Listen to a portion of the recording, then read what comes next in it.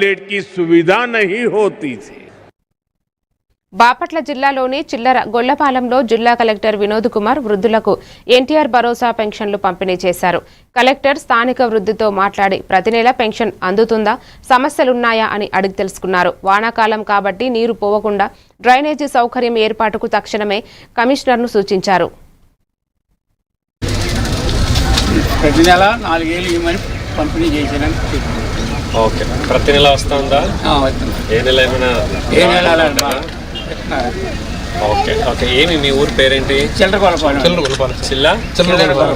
చిల్లర గొల్లపాలెం. అవును సార్. నేను కూడా మీ గ్రామంలోనే ఉంటున్నాను, తెలుసా? అయ్యో, మేము పాస్ పెట్టి ఏం చేస్తారు దీన్ని? భయం అవ్వదా? నైట్ భయంగా ఉండదా?